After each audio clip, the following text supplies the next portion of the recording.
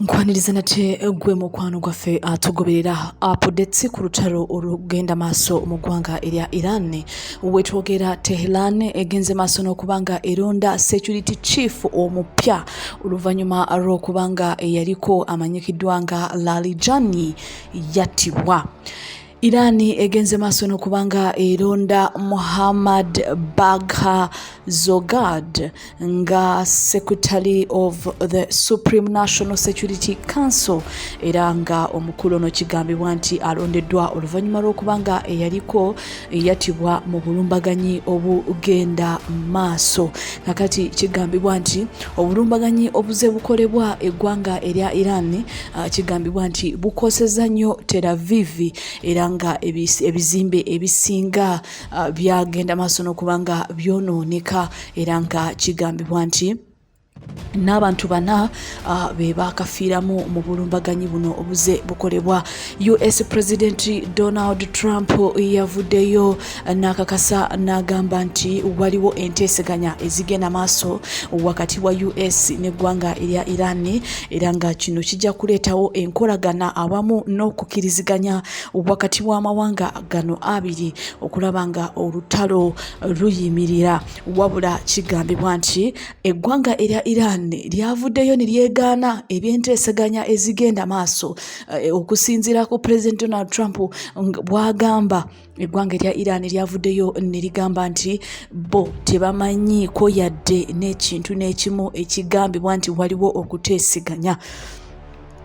Tehran yavuddeyo ne yeegaana n'egamba nti tewaliwo kuteeseganya okugenda maaso era ne paliamenti y'eggwanga erya Iran naddala sipiika wa paliamenti y'eggwanga erya Iran yavuddeyo n'asambaga ebyogerwa nti waliwo enteeseganya ezigenda maaso wakati wa US n'eggwanga erya Iran era omukulu yavuddeyo n'agamba nti ago mawulire makyamu ga bulimba, mawulire ga kwagala kubuzaabuza akatale ak'ebyenfuna akadobo nkanye ng'ebintu byongedde okubanga byonooneka naddala mu ggwanga erya Amerika ng'olutalo luno lukyagenda maaso. Newankubadde pulezidenti w'eggwanga erya Amerika Donald Trump yavuddeyo gye buvuddeko n'akakasa n'agamba nti waliwo enteeseganya ezigenda maaso era abakulu bayongedde okakasa. Kigambibwa nti amagye g'eggwanga erya US gakyali mu kukola obulumbaganyi obw'enjawulo ku ggwanga erya Iran era nga kigambibwa nti eggwanga erya Iran nalyo teriyimiridde likyagenda maaso n'okubanga likola obulumbaganyi ku mawanga nga kuno kwe kuli eggwanga erya Bahrain, Saudi Arabia, Kuwait n'amawanga amalala era nga kigambibwa nti bino byonna byongedde okubanga bikosa ebyenfuna mu mawanga gano era nga kigambibwa nti obulumbaganyi buno bwongedde okubanga buleetera pulezidenti w'eggwanga erya Amerika Donald Trump okuvaayo nate n'ayongera okubanga kakasa nti wajja kubaawo waliwo enteeseganya newankubadde Iran eyongedde okubanga essambaga ebyogerwa nti waliwo enteeseganya ezigenda maaso. Ye omwogezi w'amagye g'eggwanga erya Iran yavuddeyo n'akakasa n'agamba nti bo bajja kulwana mpaka nga bawangudde. Omwogezi w'amagye gano ag'eggwanga erya Iran yavuddeyo n'agamba nti amagye gaabwe ag'eggwanga lino erya Iran tebajja kuzikiza mu lutalo, bo tebajja kukkiriza nteeseganya ate tebajja kuwanika. Omukulu amanyikiddwa nga Ali Abdullahi Al-Abadi nga ono kigambibwa nti ali ku kitebe ekikulu ekya Khatam al-Anbiya Central Headquarters. Omukulu yavuddeyo n'agamba nga ali ku State Television yavuddeyo n'agamba nti amagye g'eggwanga erya Iran galina amaanyi mangi era ekyo bakyenyumirizaamu. Abakulu bavuddeyo ne bagamba nti bo bajja kulwana okulaba nga bawangula okulwanirira ensi yaabwe, ekitiibwa ky'ensi yaabwe n'okukakasa nti balwana mpaka okufuna obuwanguzi. Newankubadde General ono ow'amagye teyakakasiza buwanguzi kikaaki bwe yabadde ayogerako oba bulibanga bufaanana butya. Omukulu yavuddeyo n'agamba nti amagye g'eggwanga erya Iran go